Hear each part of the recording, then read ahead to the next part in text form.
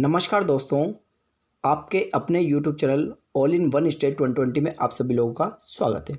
आज हम पढ़ने वाले क्लास 10th हिंदी सब्जेक्ट में भी आज हम पढ़ेंगे पार्ट 2, जिसका नाम है कवितावली, जो तुलसीदास द्वारा रचित है। यानी तुलसीदास जी ने इस चैप्टर को लिखा, इस पार्ट को लिखा हुआ है। इसके पिछले वीडियो में हमने यही चैप्टर पढ़ा था, बट उसमें महत्वपूर्ण क्वेश्चन आंसर जो थे वो सभी हमने कंप्लीट कर लिए। हो सकता है आपने उस वीडियो को अभी तक नहीं देखा है, तो हम डिस्क्रिप्शन में लिंक दे रहे हैं, आप वहाँ जाकर उस वीडियो को देख सकते हैं।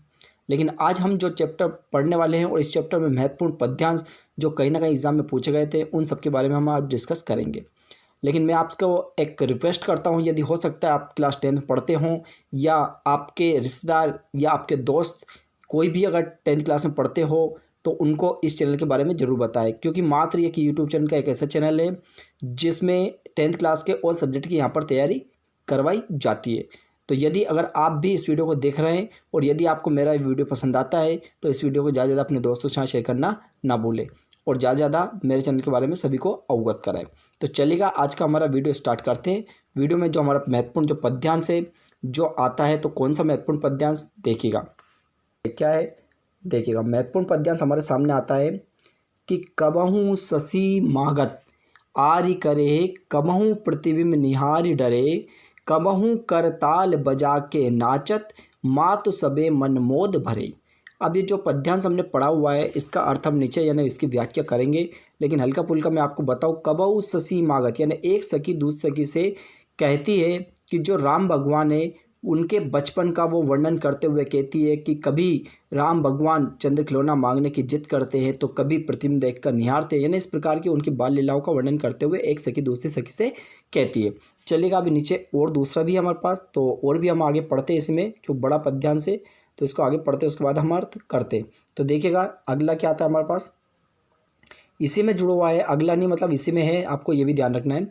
आगे है कबहू ऋषि आई कहे हटिके, पुनि लेत सोई जेई लागी अरे, अवधेश के बालक चारि सदा, तुलसी मन मंदिर में बिहारे। ये क्वेश्चन हमारा 2009 के एसेड में और 2013 में और 2015 में पूछा गया था। यानी जो पूरा हमारा पद्यांश जो दिया है, ये 2009 के एसेड में और 2013 में 2015 में पूछा गया था।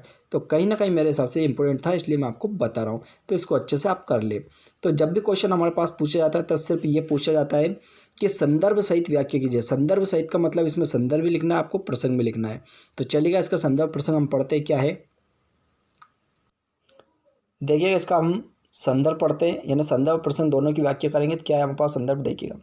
इसका संदर्भ आता है हमारे पास कि दिया गया पद्यांश या उपयुक्त पद्यांश, जो भी आप लिखना चाहें वो लिख सकते हैं, कोई दिक्कत नहीं। दिया गया पद्यांश हमारी पाठ्य पुस्तक वात्सल्य भाव के कवितावली पाठ से लिया गया। किस पाठ से लिया गया? कवितावली पाठ से लिया गया है, और इसके रचयिता तुलसीदास जी है। ये तो हम संदर्भ में लिखेंगे।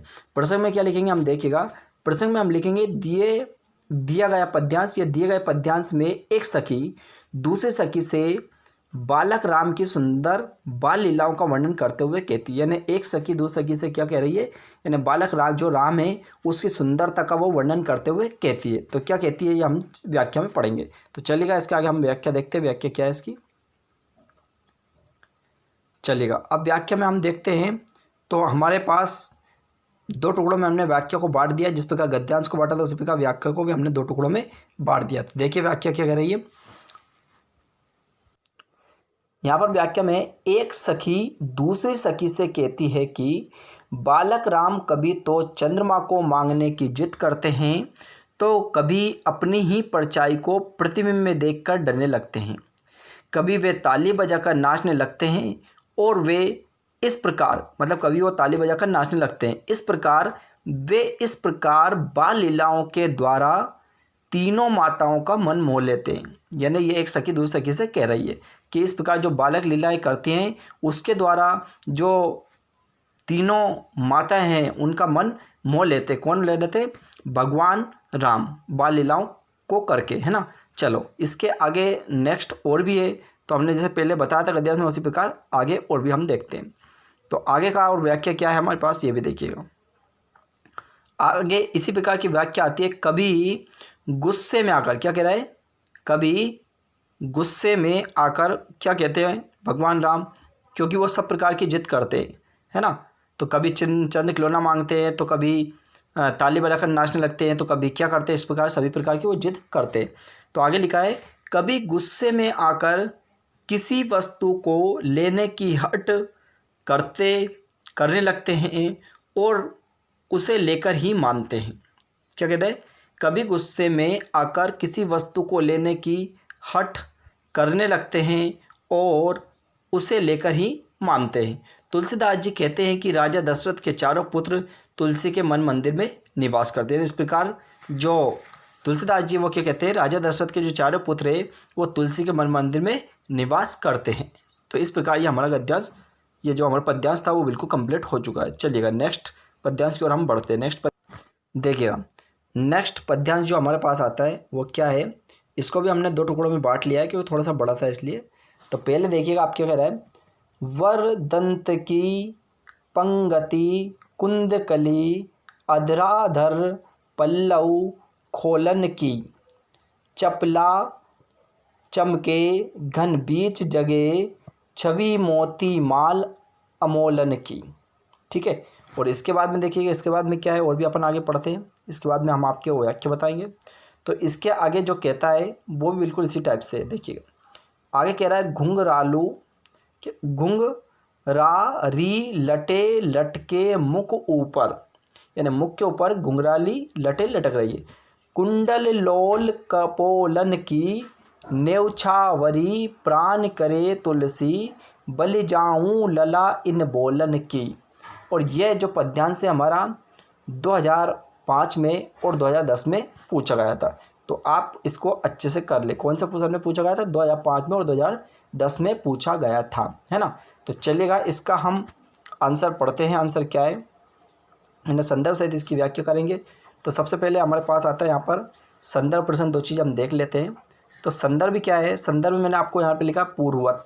पूर्ववत का मतलब ये होता है ऊपर जो मैं बता चुका हूँ वो वही आपको लिखना है, अलग से कोई लिखने की ज़रूरत नहीं है। मतलब मैंने यहाँ पर लिखा नहीं डबल, बट आप परीक्षा में जरूर लिख के आए, परीक्षा में ऐसा नहीं लिख दे पूर्ववत। पूर्ववत का मतलब जो मैंने ऊपर लिखा वही यहाँ पर है। ठीक है, अब इसका प्रसंग देखते हैं। प्रसंग क्या है कि दिए गए पद्यांश में बालक राम की सुंदरता का वर्णन किया गया है। मतलब जो पद्यांश दे रखा है उसमें बालक राम की सुंदरता का वर्णन कर रहे हैं। तो इस प्रकार ये संदर्भ प्रसंग हो गया था। चलिएगा इसके आगे देखते हैं हम इसकी व्याख्या। तो व्याख्या भी 2 भागों में हमने बांट दिया। जिस प्रकार हमने गद्यांश बांटा है उसी प्रकार व्याख्या को भी बांट दिया। तो किस प्रकार व्याख्या को हम करेंगे देखिएगा। व्याख्या में आता है सबसे पहले कि तुलसीदास जी कहते हैं, देखिए व्याख्या क्या है कि तुलसीदास जी कहते हैं कि भगवान श्री राम का बाल सुंदर अलौकिक है, यानी उनका जो बालक का जो सुंदर रूप है वो किस टाइप का अलौकिक है। उनके दांत कुंद की कली के समान दिखाई दे रहे हैं। उनके जो दांत है वो किस टाइप के दिखा रहे हैं, कुंद की कली के समान दिखाई दे रहे हैं। और उनके दोनों होंठ नवीन पत्तों के समान लाल व पतले दिखाई दे रहे हैं। उनके गले में मोतियों की माला ऐसी सुशोभित हो रही है। कैसे, तो हम आगे चलते आगे पढ़ेंगे आगे क्या है, आगे देखते हैं क्योंकि अभी आपको हो सकता है दिख नहीं रहा हूँ। तो हम आगे पढ़ते हैं इसमें आगे क्या कह रहा है देखिएगा। आगे हम देखते हैं क्या कह रहा है कि रही है जैसे बादलों के बीच बिजली चमक रही है, यानी जो उनके गले में जो मोतियों की जो माला है वो किस प्रकार सुशोभित हो रही है कि जैसे बादलों के बीच बिजली चमक रही है। मुंह पर घुंघराली लटें लटक रही है, गालों पर कुंडल लटक रहे हैं। इस प्रकार तुलसीदास जी कहते हैं कि बालक राम की मीठी मीठी बोली पर मैं अपने प्राण न्योछावर करता हूँ। तो इस प्रकार हमारा ये जो दोनों पद्यांश थे जो इम्पोर्टेंट थे ये मैंने दोनों करवा दिए हैं।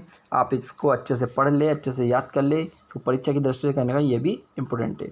तो इस प्रकार हमारा जो सेकंड चैप्टर था वो पूर्ण रूप से कंप्लीट हो चुका है। नया क्वेश्चन आंसर भी करवा दिए हमने और ये पद्यांश महत्वपूर्ण था ये भी कंप्लीट करवा दिए। तो अब हम मिलेंगे नेक्स्ट वीडियो में, यानी तीसरे चैप्टर हम लेके आएंगे।